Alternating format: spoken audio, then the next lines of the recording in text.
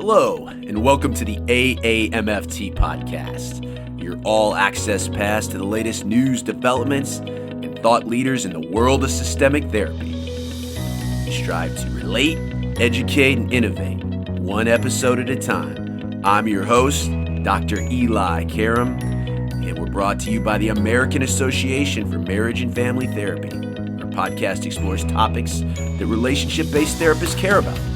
In addition to featuring unique conversations and interviews with established experts, our show provides information and education on direct practice and emerging trends in the MFT profession. For more information, please visit us at aamft.org.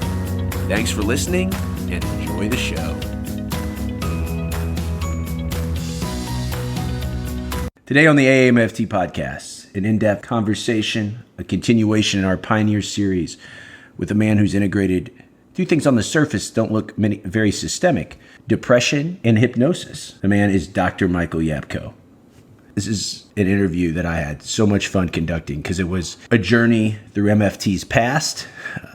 Michael has sat under the learning tree of such luminaries as Jay Haley, Virginia Satir, Aaron Beck. So he's a great historian of the field as well as a pioneer. Again, a man who has taken things that don't look very systemic and made them relational in ways that both clinicians and consumers, potential clients, can relate to. Let me tell you a little bit about our guest. Dr. Michael Yapko is a clinical psychologist and marriage and family therapist residing in Fallbrook, California. He's internationally recognized for his work in developing strategic outcome-focused psychotherapies, the advancement of the clinical applications of hypnosis, and active short-term non-pharmacological treatments of depression. He routinely teaches to professional audiences all over the world, and to date he has been invited to present his ideas and methods to colleagues in more than 30 countries, across 6 continents, and all over the U.S., and he's a frequent speaker at the AAMFT. He's the author of 15 books, the editor of 3 others, as well as dozens of book chapters and journal articles. He's a fellow of the APA and a clinical fellow of the AAMFT and the member of the International Society of Hypnosis. This is a great interview. Whether you're young or old, you will learn a lot, some great stories. And if you hang on till the end of the interview, animal lovers will have a whole new appreciation for how we can take our systemic work and apply it to a completely different discipline. Pleased to be joined by Dr. Michael Yapko, a guy I have been wanting to talk to for a long time on the podcast because he is both an innovator and, I believe, an historian of the field. He has a great respect for the past that leads us into the future. So we're going to talk about a lot of things today. But Michael, if you listen to the show, the first question is always, how did you decide to become a systemic therapist? Well, first, thanks very much for inviting me to do this with you. I think that if you have any understanding of the complexity of things, that things are usually a little bit more complicated than you sometimes expect them to be, you can't really help but start to think in multidimensional terms. And so thinking systemically came pretty naturally to me. So I can't say there was a starting point as I approached the field in the very beginning. I was interested in multi-causality and social contributions as well as psychological contributions to the problems that people had. So it was really just a natural progression in terms of my own style of thinking to move into an area where thinking systemically would be recognized and even rewarded. Some people think very early on they want to be some type of helping professional. I've interviewed people over the last 3 years for the podcast. They said, since I was 14, Chloe Madonna said, I think she was like 10 and she knew she was going to do something like this. When did you know you actually wanted to be a clinician and do something applied?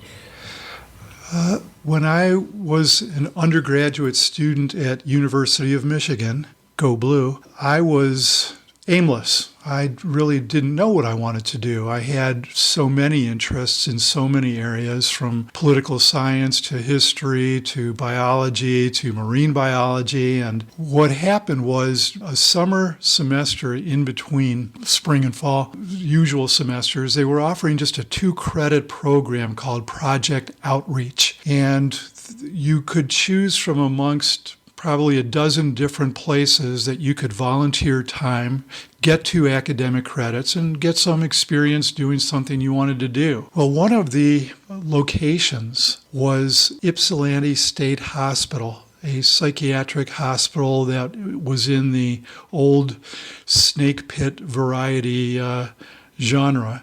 This Like was One Flew Over the Cuckoo's Nest. that kind of a place, only worse. It was the kind of place that before you walked into a room, you would first turn the lights, reach around and turn the lights on so that whatever was going to crawl away could crawl away. And I had never been in a psychiatric hospital. I didn't know anything other than One Flew Over the Cuckoo's Nest. So I was really interested to have that experience, as were a number of other people. So they put us on a bus and took us out to Ypsi State Hospital. And this was the worst of the worst. These were human beings that were being warehoused. They were so chronic, so severe, they'd been forgotten about. And the only treatment they were getting was, of course, medication. And at that time, medication was pretty strong and lots of side effects. And nobody expected these people to get better. So I was shocked and appalled by the conditions. And for whatever reason, I ended up connecting with this one resident, an older woman who was very psychotic, but every once in a while she'd say something that was crystal clear, and there was an ability to connect. And I developed an empathy for this lady, a sympathy for this lady, and I just hated how she and the other patients were being treated. So I think of this as really the turning point. I consider it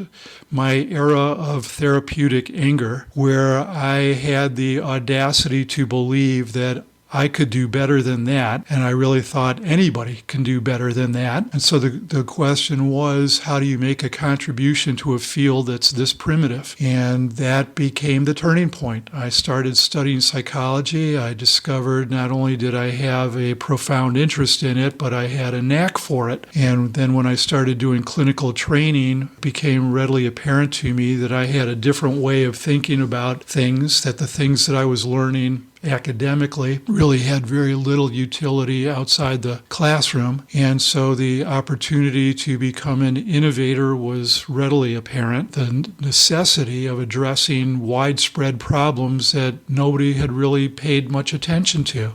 And I'm referring specifically to depression, which even then was the most common mood disorder, but there were no good treatments for it. There was hardly any attention paid to it. It was assumed to be a biological illness and a genetic problem, and there was a lot of room for me to start to develop other ways of looking at things. Powerful story that your experience with that woman, and I think one of the things of many we'll talk about today, you're known for being able to take something which is very linear and pathologizing and stigmatized like depression, of which you're known for, and humanizing it and fighting against some of these myths and really staying systemic while being in a very linear pathologizing world of clinical psychology. And you're a clinical psychologist, you're very much a family therapist, and we're going to talk about your background too, but early on you knew that. And I always ask our guests, especially those that have had the impact that you've had, how you balance that in this kind of linear psychopathology-based world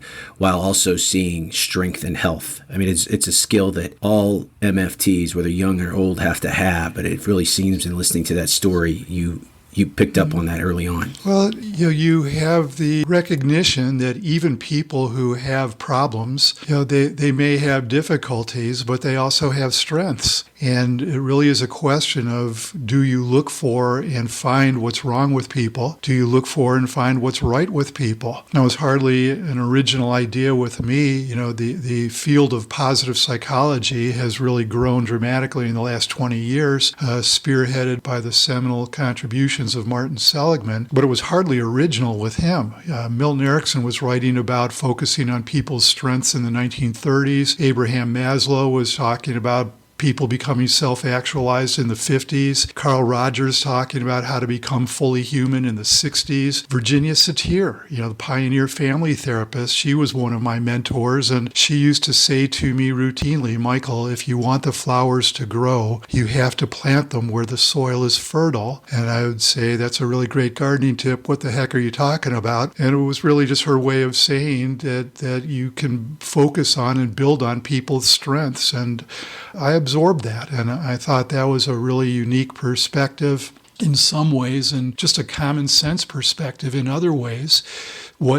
First principle you learn when you study hypnosis in particular is that what you focus on, you amplify. And I would much prefer to focus on people's strengths and help amplify those. So if we frame it as a question of, is the goal of therapy to reduce pathology or expand wellness, I will come down on the side of expanding wellness every time. Wow, that's so well said. And you just dropped a lot of names, and I got to ask you about all of them. Virginia Satir, someone that is now certainly so well regarded in the field often, especially the field of pathologizing, women bashing, kind of not going inside the black box, not wanting to deal with emotion, wasn't really ready for her at the time. I wonder what that experience was like, and part of the reason we started this series is to document people while we're still here. We won't get the chance to talk to Virginia Satir, but I am curious. That must have been a powerful relationship. What are your favorite memories of Virginia Satir? There are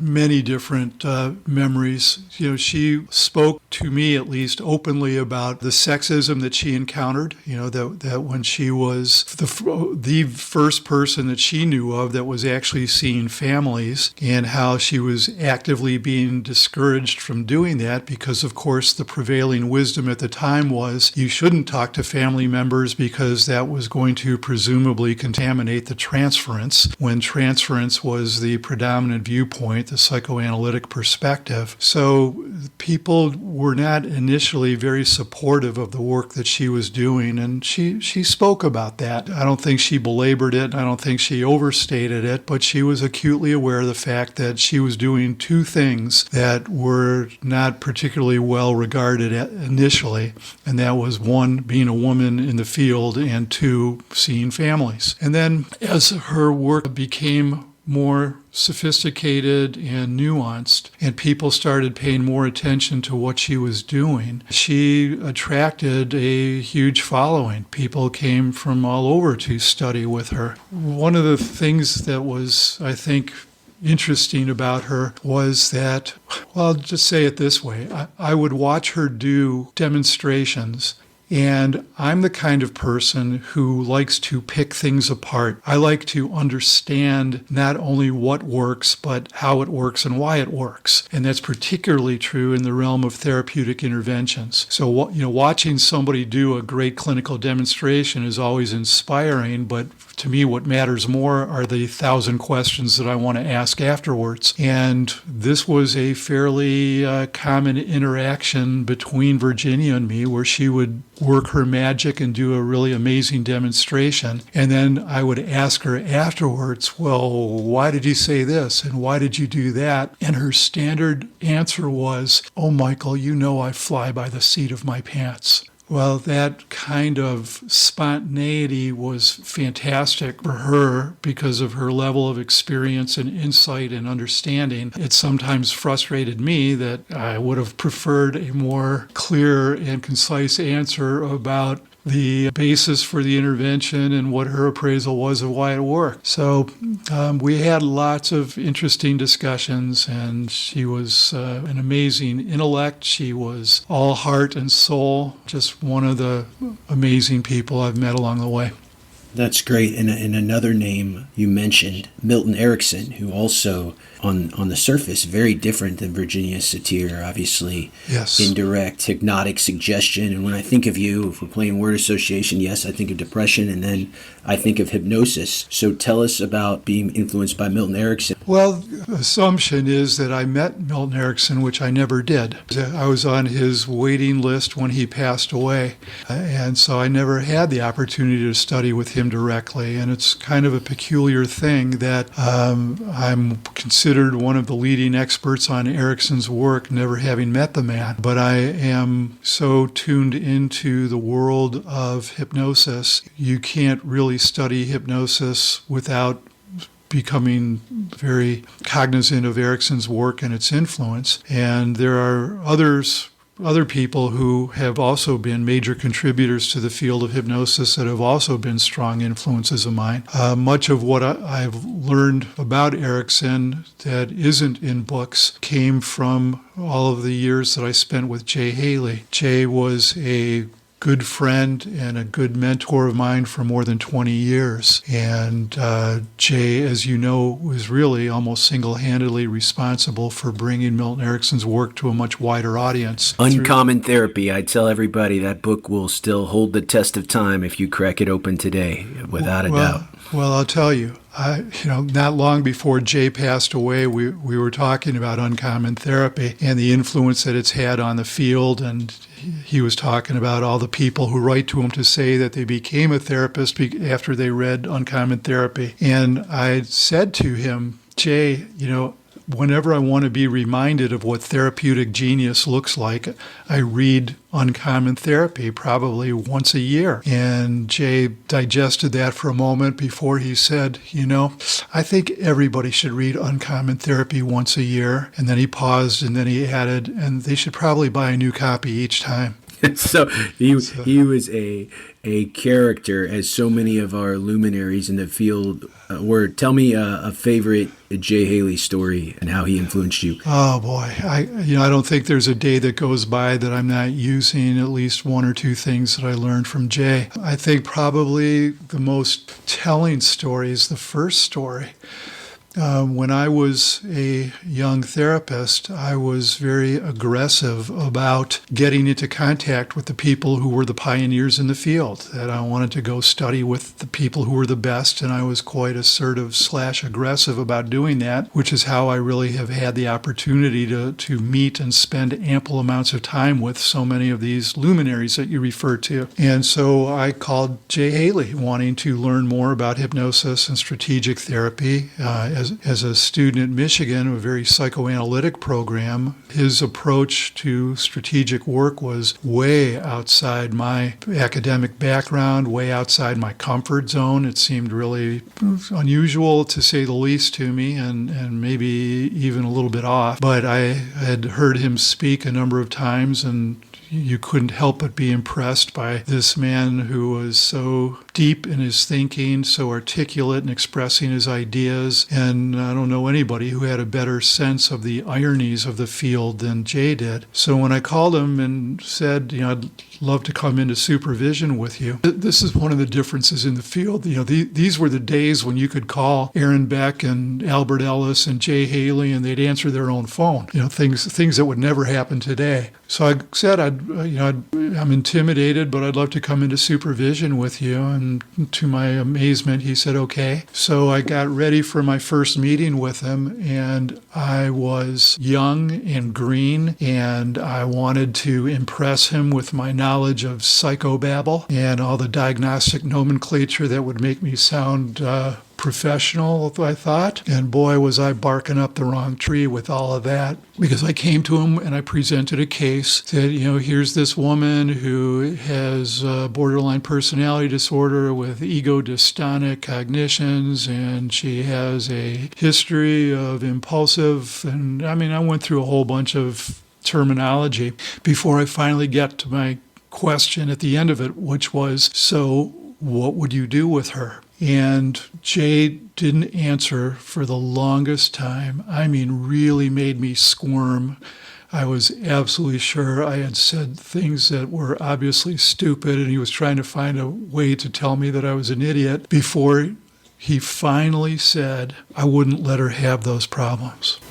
And, I smiled and nodded my head as if I had a clue of what he was talking about. And that was the opening round of what took me a very long time to fully grasp, which was really two main messages, many more, but two main messages. One is that people are more than their diagnostic labels. And two, the big lesson that really defines strategic therapy, never define a problem in unsolvable terms. And as I got immersed in his world and the world of strategic therapy, this was so alien to me. I genuinely believe that all of the psychoanalytic training that I had had to that point worked against me learning to think strategically. I literally believe that I had to spend years unlearning all that analytic framework in order to really grasp the heart, the essence, the soul of what strategic therapy is really about, and the methods that are embedded within strategic therapy, like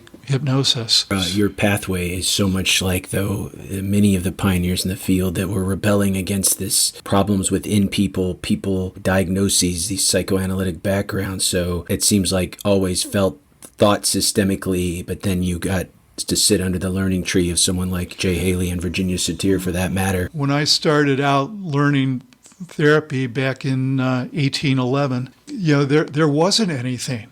The psychoanalytic model was the predominant model in the field. Behaviorism was in its infancy. Cognitive therapy wasn't invented yet. It was in its gestational period. Aaron Beck was one of my mentors. I was really attracted to his work. So, coming to Jay, who had such a hugely different perspective about things, and, perspective aside, it just had its own logic to it, and it worked.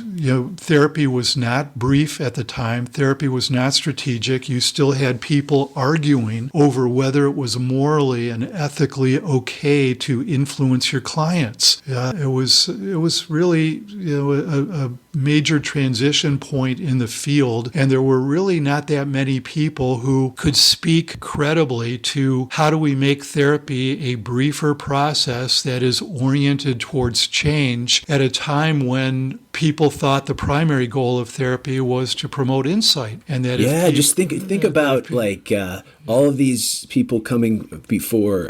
Virginia Satir was a social worker. Beck was a psychologist. Jay Haley had a degree in library science. He came from so outside of the box, so to speak. It gave him these fresh eyes, and so much of the field was a rejection of what came before, and to do it differently. And I can't imagine, this is fascinating to me, that you were really on the ground floor being influenced by so many important figures. Now, to me, that could lead to confusion, kind of a strain of, I've been studying these strategic interventions, and then I'm being mentored by Virginia Satir, who's very humanistic and leads with emotion, and then someone who's very cognitive like Aaron Beck. How do you integrate all of these things as a young professional? Yeah, it actually provided a remarkable amount of clarity rather than confusion. I can answer it metaphorically.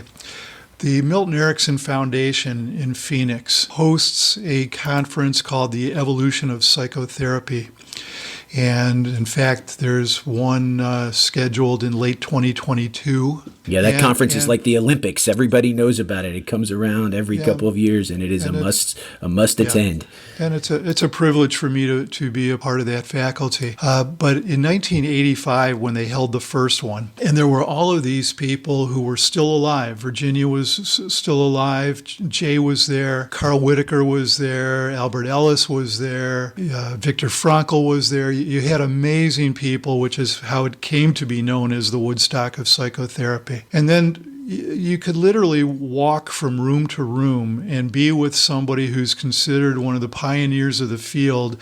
So you walk into a room with Jay, and there he is talking about the social hierarchy in the family and the necessity of focusing on more than the individual. And then you have somebody like James Masterson talking about how important it is to focus on the individual and their individual psychodynamics. And then you've got Alexander Lowen talking about focusing on the body. And then you've got Beck talking about focusing on the mind and cognitions. And you have literally all of these people who are brilliant and articulate and well recognized, who have virtually opposite opinions about how to approach therapy. And the clarity that it provided for me by being around all of these people was that there are how many different entry points into the system called the human being. And whether you come at them from this angle or that angle, it's still going to make a difference.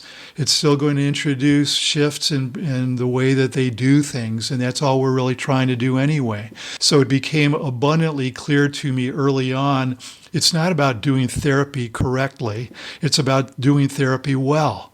And there's a big, big difference in trying to be right versus trying to be effective. So that clarity saved me a lot of self-doubt and a lot of rumination of wondering, am I doing this the right way? That question became irrelevant.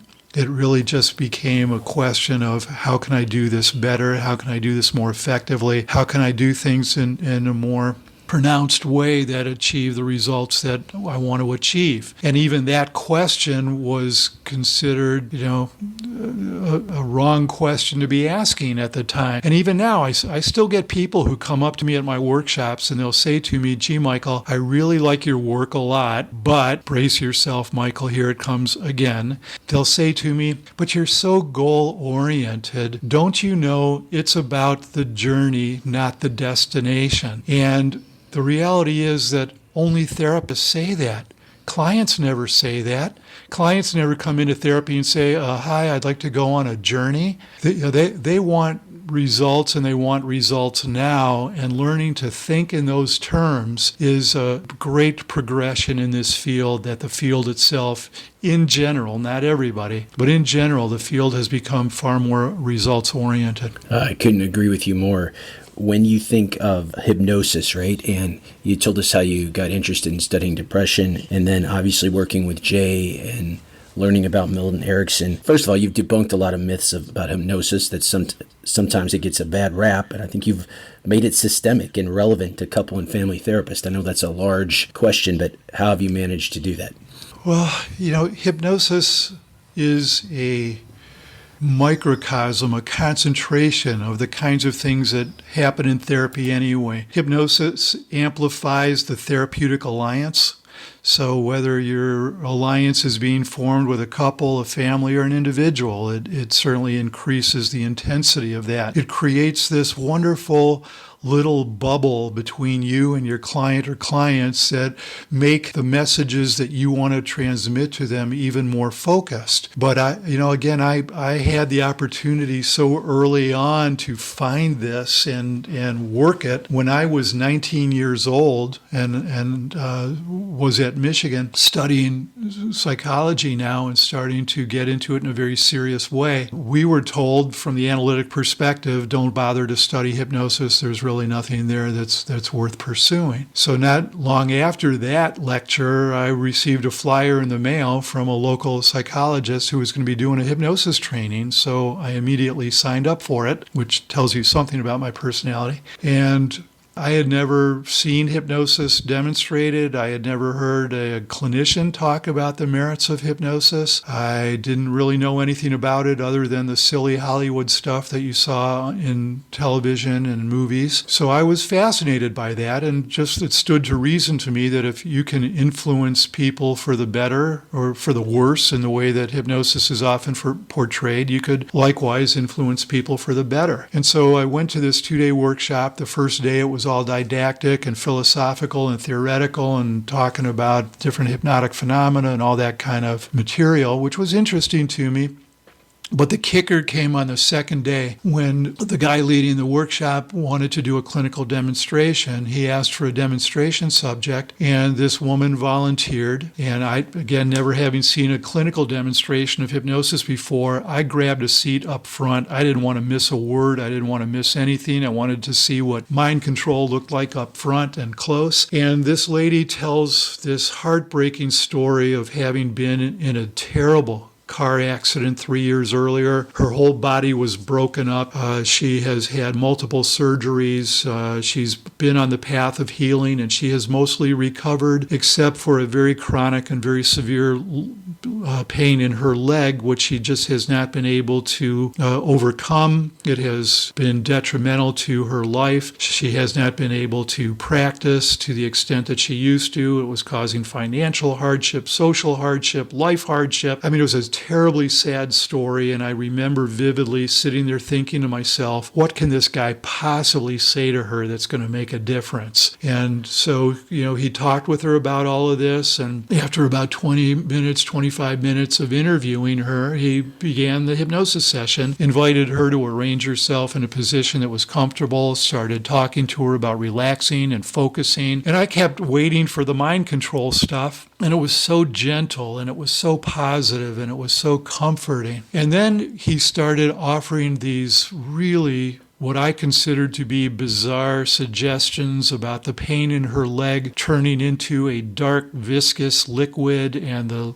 liquid would start flowing down her leg, and it would flow down her leg into her shoe where it would accumulate, and then it would overflow her shoe, and it would become a puddle of pain on the floor. And I'm listening to all this imagery, and I'm thinking, this guy had a psychotic break or something. I should be worried about this guy. And then you look at this lady's face, and it was just a magical transformation, and I was dying to know what was going on in there. You could see that something was going on in there that was pretty profound. So this went on for probably another 45 minutes or so, and then when he ends the hypnosis session and invites her to reorient, she sat there for probably 20 or 30 seconds and didn't say a word, and then she started crying, and she finally said, "This is the first time in 3 years that I've been pain-free." And it was literally in that moment, my thought was, I have got to learn how to do this. And I have literally spent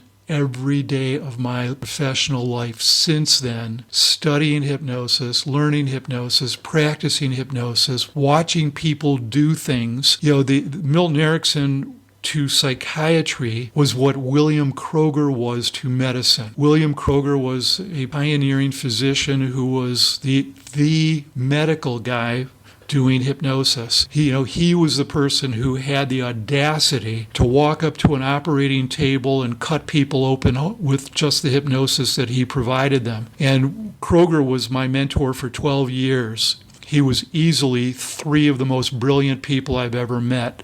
And he was just unbelievable. The range of knowledge, the depth of knowledge, and the courage that he had to do things that nobody else did.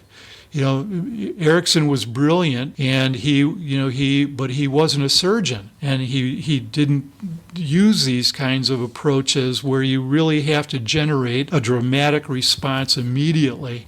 The anesthesia's there or it isn't. So, wow. It's just remarkable stuff.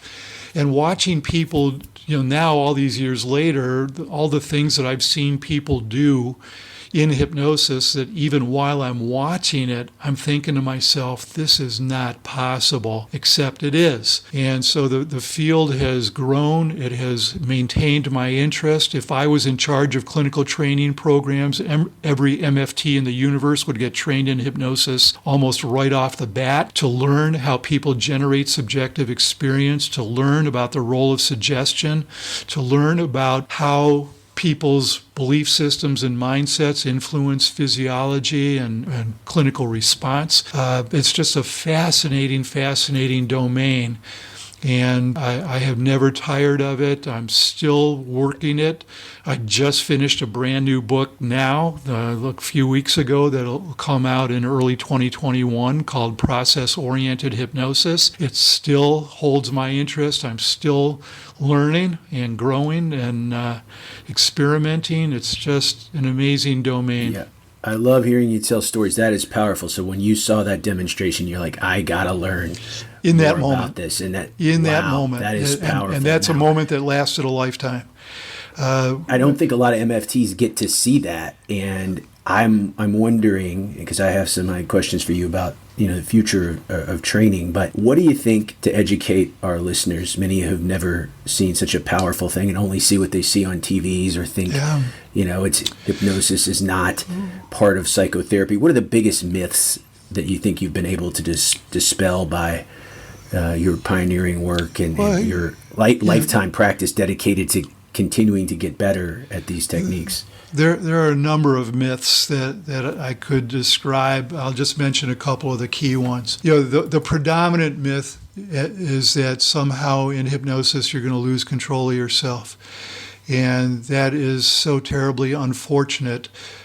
Keeping in mind, I'm a clinician. And if hypnosis was a way of disempowering people, it wouldn't interest me in the least. The whole point is empowering people through the therapy that we do. And the most expedient and dramatic way I know of empowering people quickly is through hypnosis. And so, if hypnosis was a way of disempowering people, it wouldn't interest me. Nobody ever walks into my office and says, "Hi, will you help me lose control of myself?" It's the reverse. So if what you're trying to do is enhance people's sense of personal control, if you're interested in teaching emotional self-regulation, if you're interested in teaching people how to regulate and manage pain in their body and how to regulate the quality of their thoughts and all of those things that we routinely do in therapy, then hypnosis should be a given in your practice. I think another myth is that somehow hypnosis can reliably excavate presumably repressed memories. I wrote a book about this in the 90s called Suggestions of Abuse when the repressed memory controversy was at its peak, and hypnosis was front and center in that controversy because people were using hypnosis inappropriately to try and excavate or uncover these presumably repressed memories of abuse. Well, for many years after that, people were understanding you can't use hypnosis to uncover these memories because the very process of digging for these memories can create them.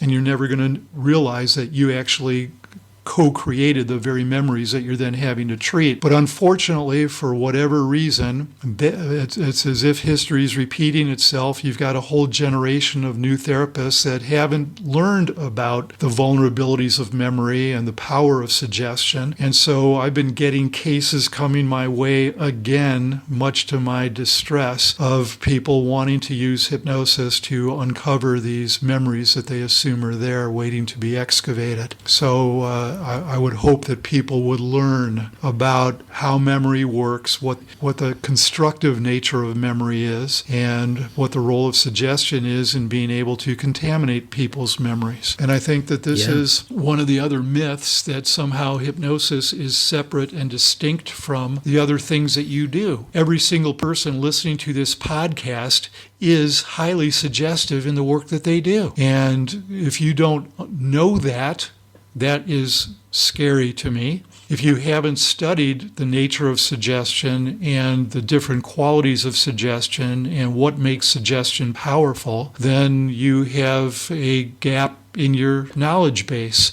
And that can easily work against you in terms of the way that you approach doing therapy. So when I said if I was in charge of training programs, hypnosis would be one of the first courses I would require of people so that they would learn how to know when they're being suggestive and how to be suggestive more effectively, and how to recognize the different types of suggestions and how to construct suggestions so that they're more likely to be accepted, and how to make use of a variety of suggestions, some of which will be consciously perceived and some of which will not, and the whole range of really understanding how do we find and amplify the hidden resources that people have. When this lady had the session for pain management, I'm talking about the lady now with the car accident and the pain in her leg, what is so dramatic about that story to me is that she came into this session having no idea that she could learn a technique for managing pain. And when somebody discovers that they have this hidden ability, that there has never been a context to bring out the way hypnosis serves as a context to bring out these resources, how does it change somebody's self-image when they discover that they have an ability they didn't know they had, much less a dramatic ability like controlling the pain that's been running your life for the last 3 years? Yeah, pause there for a second. That is, you said spot on. I think one of the myths is hypnosis is something that's done to you, and in some ways it is by a skilled person. You cannot do this without having a lot of practice and training, but it unlocks the potential, the strength in a client. So that is the key to the buy-in. That is it, my friend. And you said it so passionately. Like, I can tell just listening to you, you have this inward passion, but it comes out in this very hypnotic, very nice delivery, but it's very clear how much you love this stuff. Now, how did you integrate your love for this? Because I see you as a champion of articulately and passionately defending, clearing up some of these myths, both with hypnosis in the field of psychotherapy and also with depression. How did you merge those two loves? I'm an integrative guy, so tell me how you integrated depression and hypnosis. It became apparent to me very early on, especially through my contact with Aaron Beck and Albert Ellis, how much of depression was really a disorder of perspective. That if you can improve people's experience by changing the quality of their thoughts or by having them run experiments that demonstrate to them how distorted their perspective really is, and then as the research continued to evolve in the realm of placebos and the discovery that depression and anxiety, too, for that matter, are two disorders that are highly responsive to placebo-based interventions. It just confirmed over and over again that these are disorders largely influenced by perspective. And this is what hypnosis does best. How do I introduce in a concentrated way a shift in perspective and an alternate way of perceiving yourself? When this woman went through this pain management strategy, she was redefining her relationship with her body. She was altering her perceptions about the uncontrollable nature of the pain as she had previously seen it. And to create experiences where people could see themselves differently, experience themselves differently, became a really obvious intersection between hypnosis and depression. And yet,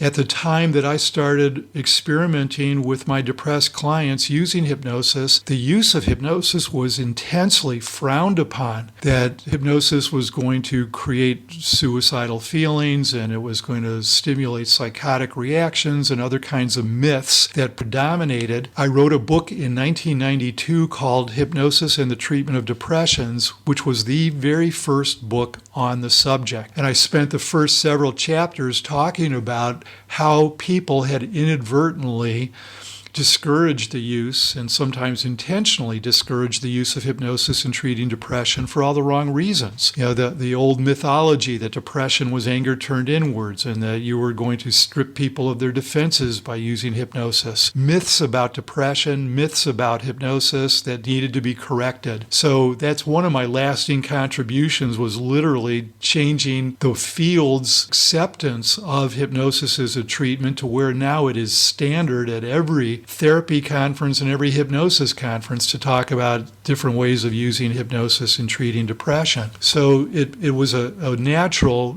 transition for me as my understanding of both these fields deepened, that I could use hypnosis to teach very particular skills. How much of therapy is about teaching skills, psychoeducation, and experimentation. And one of the things that I'll comment on just briefly is we have ample evidence from lots of decades of research that one of the most, perhaps the most powerful factor influencing how a client reacts to therapy overall is the quality of their expectations, expectancy, and treatment response.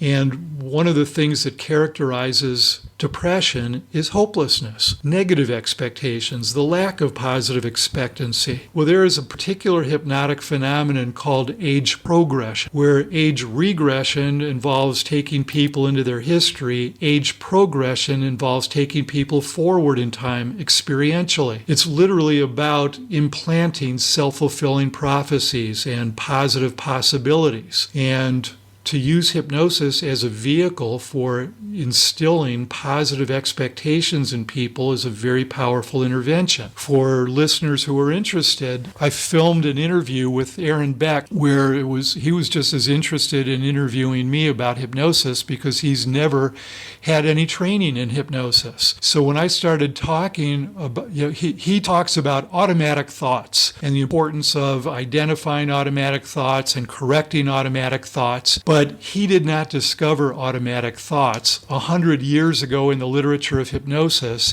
people were describing what is called idiocognition, automatic thoughts. And the idea of using hypnosis to instill positive automatic thoughts instead of trying to uncover and correct negative automatic thoughts. And when I started talking about this with Beck, I mean, you could see his bow tie flipping in circles because this was a totally different quality of perspective that was alien to him because he never had any hypnosis training. So a lot of entrees into the world of depression, the helplessness that hypnosis could help quell by empowering people, the hopelessness of depression by helping people develop the kind of positive expectancy that would motivate them to take action when we know that action is critical to recovery from depression. So it was a very natural integration. You're going to blow some people that don't know of your work. Just by that last couple of minutes, you're going to blow their minds. It's turning automatic thoughts on their head and the kind of the buffer, seeing health and strength and planting these positive expectancies. What an amazing contribution. Now,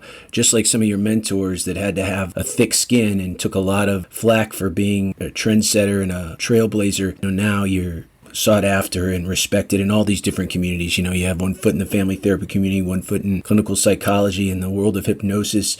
How were you initially met, especially in the depression world, where people saw this, again, as very foreign? How did you deal with people that didn't get it right away?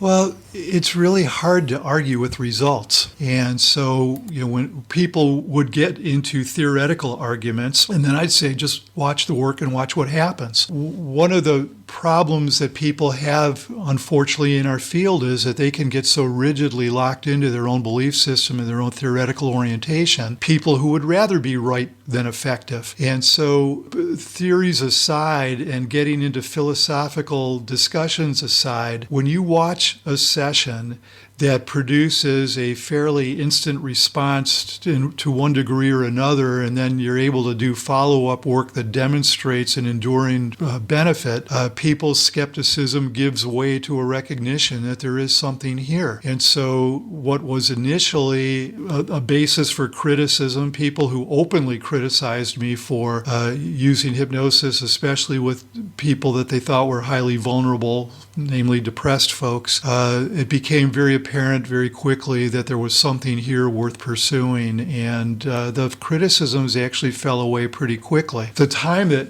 I experienced the greatest amount of personal criticism was when I wrote the book Suggestions of Abuse and talked about therapists who were unintentionally damaging their clients by operating on the premise that there were these hidden memories of abuse that were regulating this person's symptom picture. And when I was talking about therapists who were actually damaging people by doing this, there was a lot of pushback against that because people thought I was somehow discounting survivors, which of course I wasn't.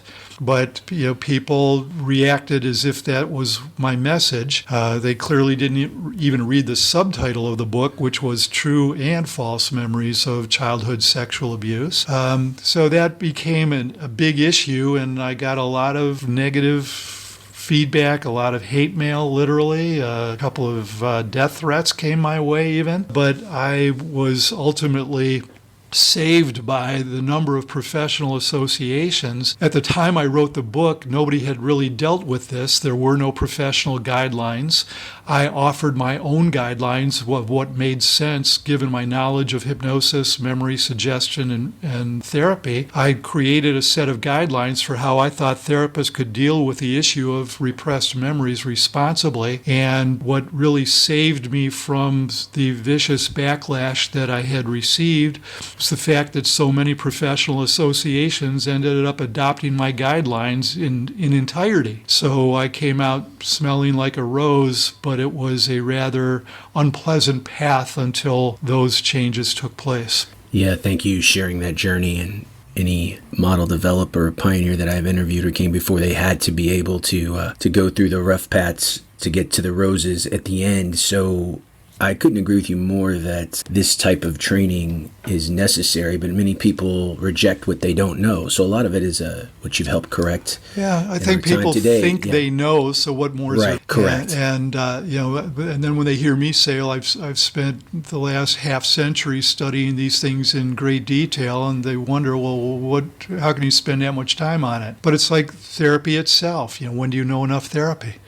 It's an open-ended. You're never going to reach a point where you say, okay, now I know everything there is to know about therapy. I say often, it's another one, I'm a common factors guy, and another thing, doing these interviews, it's like it's the greatest profession, because as long as you stay attuned and aware, you can grow, you don't age out, you can always get better. The same reason you're an expert in the field and you're still refining your technique and your ability to connect with clients using this hypnotic suggestion. So back to your point, I think to change things, right, you have to have a top-down approach. You have to have the stakeholders training the therapist. And that in our world, or my world of MFT training, there's not a lot of master's level training programs, or doctoral level for that matter, training in hypnosis. Many people are going to listen to this. Many have heard of you before. It's just going to reaffirm why they follow and like you and look at your books and anything else. But if I'm getting turned on to this today, whether I'm young or old and systemically oriented, where do I go to get trained in this? Because powerful in your story was the actual seeing it. You're a wonderful writer. Those are great books, but there is something about seeing it and getting experientially trained in it. Where would I go if I like what I've heard this hour? You would go to my website and you would look at the range of trainings that I'm providing still, and will continue to for the foreseeable future. The trainings that range in length and intensity, but the flagship training that I do is a 100-hour, 3-phase training, where people get exposed to the field and they develop all the key skills, and they walk away from that training really having a depth of understanding of what the field's about. They acquire a lot of the skills that they're going to need, and of course the greatest skill they're going to acquire is how to acquire more skill. But they'll learn a lot. And so I'm happy to continue to provide those trainings. There are a number of MFT, state MFT associations that have sponsored that training, and always happy to do it whenever I can.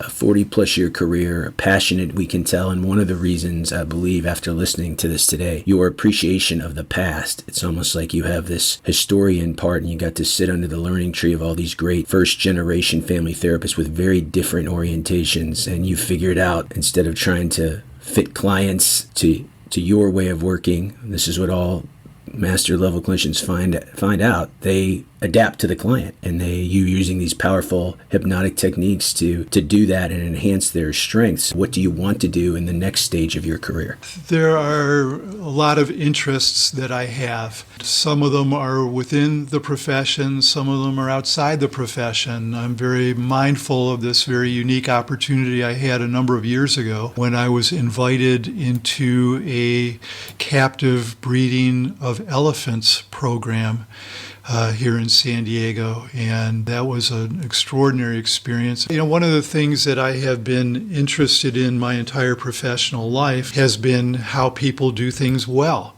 And the opportunity to spend time with all of these pioneers and learning their thought processes and how they regulate their responses and how they determine whether to respond from this level or that level in a particular quality of interaction. And then asking other kinds of questions like who recovers from depression and how do they do that, and what are the common denominators of people who get better, and what are the common denominators of the people who don't. So I've actually amassed quite a lot of insights about what it takes to be effective in a variety of arenas, and I've written about these things.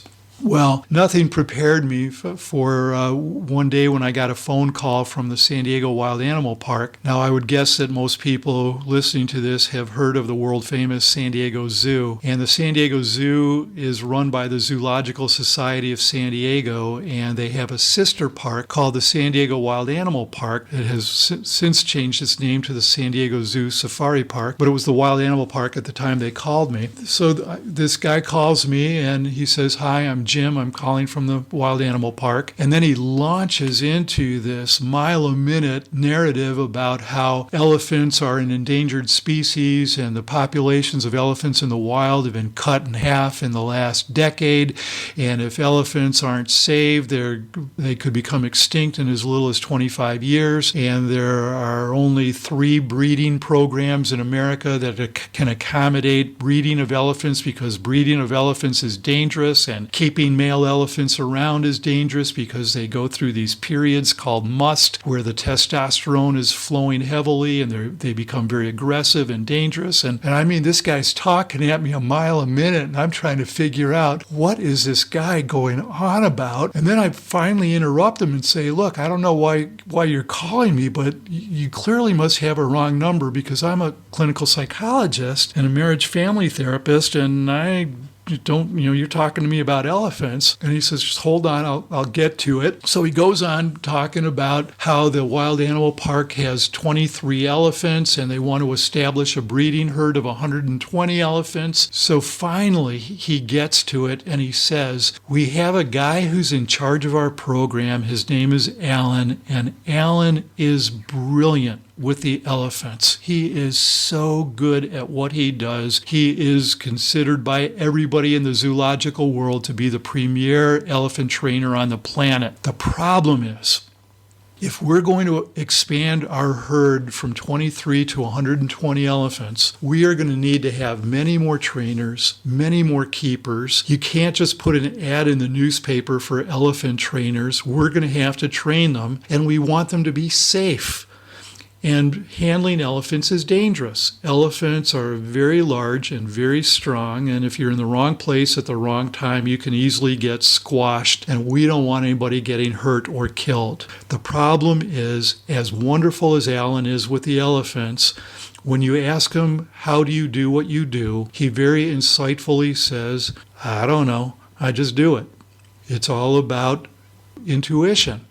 So he says, here's why I'm calling you, Dr. Yapko. Your reputation for figuring out how people do things right now is priceless to us. If you could come out to the wild animal park and study Alan and figure out how he does what he does with the elephants so that you could develop the training protocols for all the new elephant trainers and keepers we're going to need to hire. And instantly, my brain is swimming with, are you kidding me? Work with elephants, study elephant-human interactions, expose myself to the dangers that they're worried about with these new trainers and keepers. How can I do that? And then in the next eighth of a second, my thought was, how can I not do that?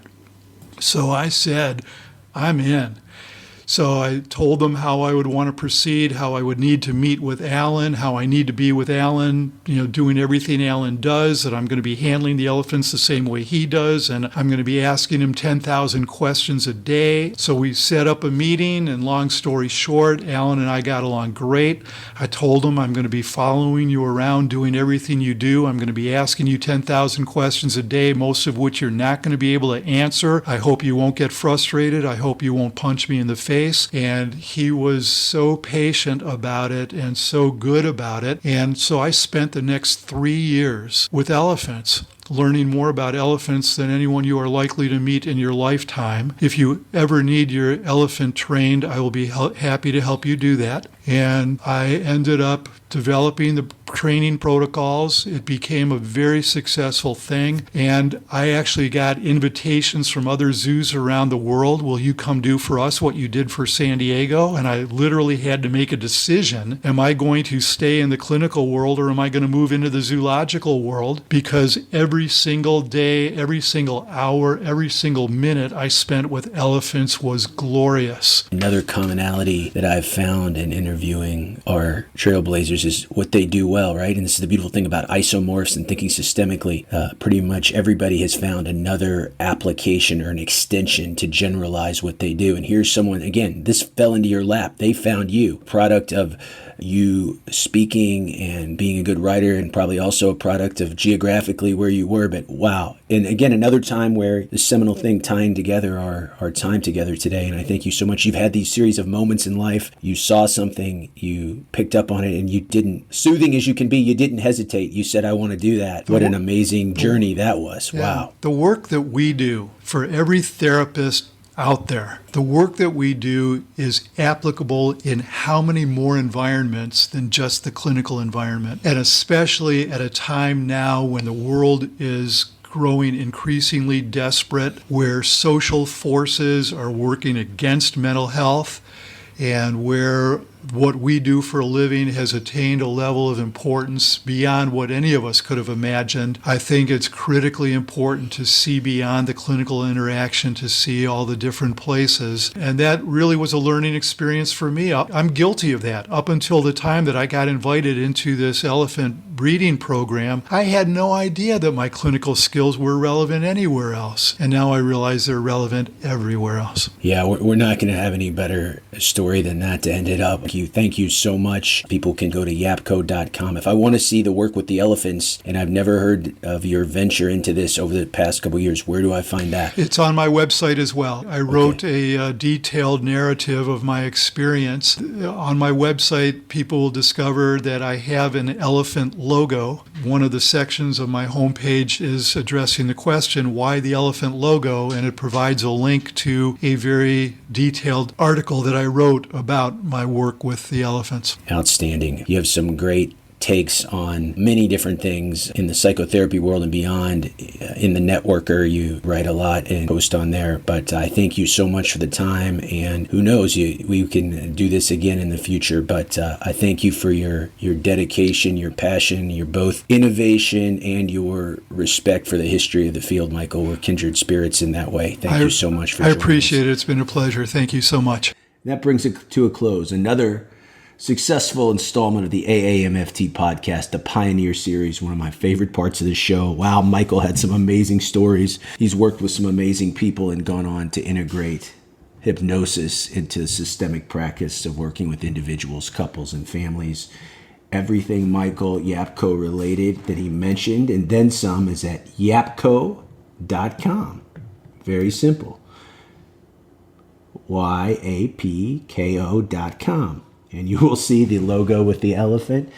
I had known about his foray into animal systems. We think about human systems, but to hear that story and how it started was so cool. And it just shows you that how we think as systemically minded therapists has applications to larger systems and even ways of working with different people and different groups, in this case animals, that we couldn't even imagine. How cool is that? You might also find Michael Yapko at AAMFT.org.